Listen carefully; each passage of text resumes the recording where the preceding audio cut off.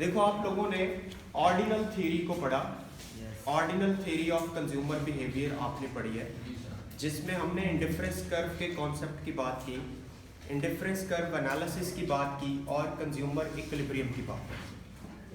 आपने इस थ्योरी की बेसिस में ये देखा कि हमेशा हम दो सब्स्टिट्यूट कमोडिटीज़ के साथ डील करते हैं। दो सब्स्टिट्यूट कमोडिटीज़ की मिसाल लेते हैं, उसकी एक बजट लाइन बनाते हैं और बजट लाइन के ऊपर जहाँ पे डिफरेंस कर्व टेंजेंट बनता है वहाँ पे किसी कंज्यूमर का इक्विलिब्रियम होता है। अब इसी चीज़ को, इसी ऑर्डिनल थ्योरी को हम फर्दर एक्सटेंड कर रहे हैं। इसी को अगर हम एक्सटेंड करें तो आगे एक कॉन्सेप्ट आता है इनकम इफेक्ट का। इनकम इफेक्ट बेसिकली ये कंज्यूमर के इनकम इफेक्ट की बात हो रही है, कंज्यूमर के इनकम इफेक्ट की बात हो रही है। अब वो क्या होता है, सबसे पहले मैं आपके साथ डेफिनेशन शेयर करता हूं इसकी कि what will be the effect on consumer equilibrium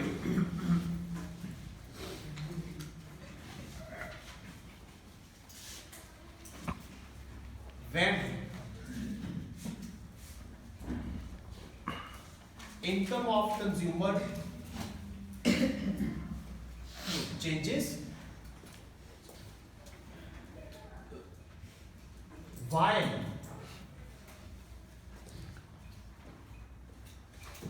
prices of both substitute commodities do not change.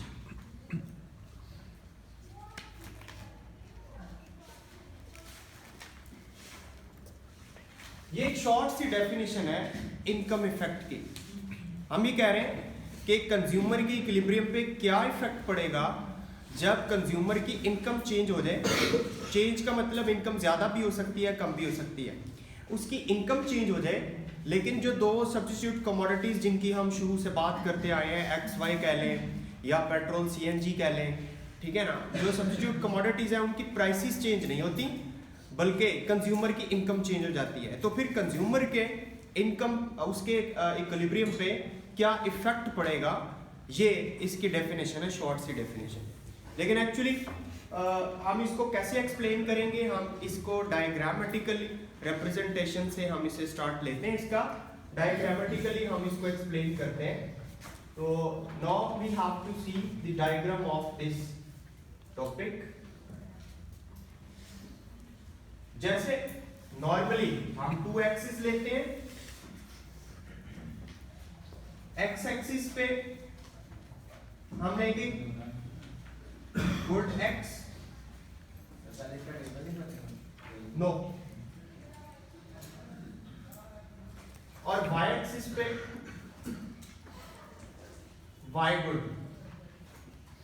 हम इनको कोई नॉमिनेट, मिसाल के तौर पे कोई नॉमिनेशन इनको दे लेते हैं कि गुड एक्स जो है दैट इज पेट्रोल, ताकि आपको ये क्लियर हो कि ये जो एक्स और वाई की बात हो रही है ये सब्स्टिट्यूट कमोडिटीज हैं, एक दूसरी के साथ नेमल बदल है, और इसको हम सीएनजी कह देते हैं। जहां पे दोनों एक्सिस मिलते हैं इसको हम ओरिजिन कहते हैं। आपने डायग्राम को इसी तरह लेबल करना है। अगर आप लेबल नहीं करेंगे तो ये गलत होगी। डायग्राम इंटायरली गलत होती है अगर आप उसे लेबल नहीं करते।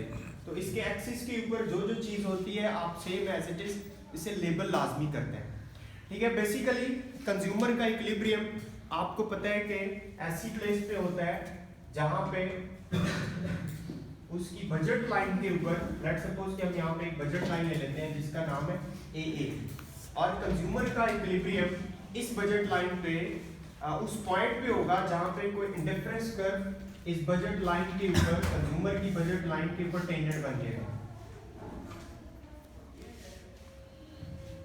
Eight point E। इसको हम इंडिफरेंस कर्व का नाम देते हैं, इंडिफरेंस कर्व, या हम ये कह लेते हैं कि IC1 है। IC1 जहाँ पे बजट लाइन AA के ऊपर टेंजेंट बन रहा है वहां पे कंज्यूमर का इक्विलिब्रियम होता है। Please look at white board if you can, ठीक है। यहाँ पे कंज्यूमर x जो कमोडिटी है उसकी x1 क्वांटिटी ले रहे हैं, इसको ना भी मेंशन करें तो कोई मसला नहीं है। मैंने कहा इनकम इफेक्ट, इनकम इफेक्ट का मतलब क्या है कि कंज्यूमर की इनकम चेंज होती है, चीजों की प्राइसेस में कंज्यूमर की इनकम चेंज होती है। इनकम चेंज होने का सिंपली ये मतलब है कि उसका बजट चेंज होता है। बजट चेंज होने का मतलब क्या है कि उसकी ये जो बजट लाइन है यही शिफ्ट कर जाती है। अगर हम लेट्स ये करते हैं कि कंज्यूमर जो है उसकी इनकम बढ़ गई है, पहले से ज्यादा हुई है, अगर पहले से ज्यादा हुई तो उसका बजट आउटवर्ड शिफ्ट कर जाएगा लाइक दिस। इसको हम नई बजट लाइन का नाम दे देते हैं। लेट्स सपोज कि इसका नाम है नई वाली बजट लाइन का, जब उसकी इनकम बढ़ गई है बीबी, ठीक है, इसको नेम दे देंगे। अब जो नया इक्विलिब्रियम है कंज्यूमर का वो शिफ्ट हो जाएगा, नया इक्विलिब्रियम इस बजट लाइन के ऊपर होगा, पिछली पे नहीं होगा, क्योंकि वो पहले से अमीर हो गया, उसकी इनकम ज्यादा होगी। उसकी इनकम अगर ज्यादा होगी तो डेफिनेटली फिर उसका जो इक्विलिब्रियम है वो भी इसी बजट लाइन के ऊपर होगा, ठीक है। तो हम एक नया इक्विलिब्रियम लेंगे यहाँ पे जो कि नई वाली बजट लाइन पे बनेगा। अगर पहले को हम E कह रहे थे तो हम इसे E1 कह सकते हैं।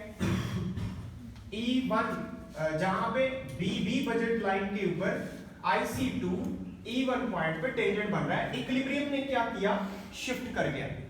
इक्विलिब्रियम E से E1 तक क्या कर गया, शिफ्ट कर गया। या चले हम ये लेट कर लेते हैं कि कंज्यूमर की इनकम कम हो गई है, किसी वजह से इनकम कम हो गई है, तो डेफिनेटली जब उसकी इनकम कम हो रही है तो फिर उसकी जो बजट लाइन है वो इनवर्ड शिफ्ट करेगी, नीचे को शिफ्ट करेगी। तो मतलब हम एक नई बजट लाइन यहाँ पे बनाएंगे अगर हम इनकम को कम करना चाहते हैं तो। अगर उसको हम ए और इसको बी कह रहे थे तो इसको कुछ और कह देते हैं, इसको हम ए नॉट का नाम दे देते हैं। अगर उसकी इनकम कम होती है इन दिस केस तो फिर उसका नया इक्विलिब्रियम यहाँ पे होगा, इस वाली बजट लाइन पे होगा। तो जारी बात है हमें यहाँ भी एक IC बनाना पड़ेगा, इसके ऊपर जो टेंजेंट बनेगा will be called IC not, और इक्विलिब्रियम का नाम भी कोई रख देंगे, E नॉट रख देते हैं, ठीक है ना। ये इनकम इफेक्ट को शो करें हम इन तीनों इक्विलिब्रियम्स को, जो इसके चेंजिंग इक्विलिब्रियम है, ठीक है, इनको अगर हम ज्वाइन करें तो हमें एक कर्व मिलेगा E नॉट E1। अगर इन तीनों इक्विलिब्रियम पॉइंट्स को अगर हम ज्वाइन करते हैं तो ज्वाइनिंग एक कर्व मिलेगा जिससे हम कहते हैं ICC, income consumption curve. Income consumption curve ICC, ठीक है। आप इसका इफेक्ट यहां से भी मेजर कर सकते हैं। इसको अगर हम X0 कहते हैं तो ये इनकम इफेक्ट है। अगर हम इसको, इस क्वांटिटी को हम X2 का नाम देते हैं तो ये इनकम इफेक्ट है, ये भी इनकम इफेक्ट, ये पूरे का पूरा क्या है, इनकम इफेक्ट शो किया जा रहा है, ठीक है।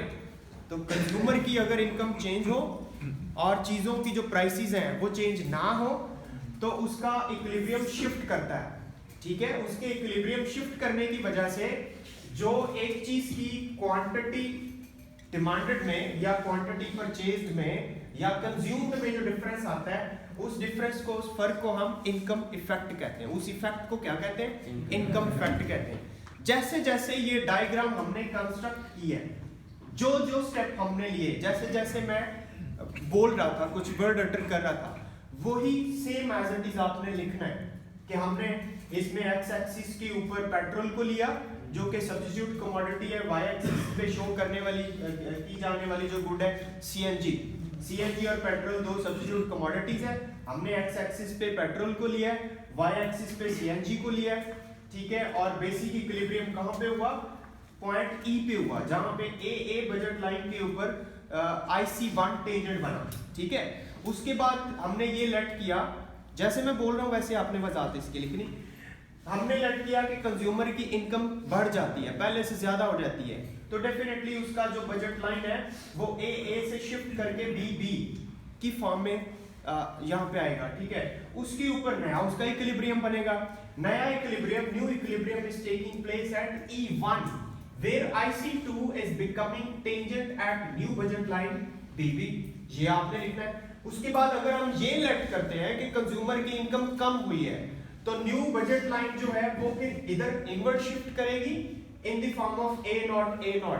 तो now new equilibrium is taking place at E nought where IC nought is becoming tangent at new budget line A nought. ठीक है, बाद में हमने क्या किया, इन तीनों इक्विलिब्रियम्स को हमने ज्वाइन कर दिया।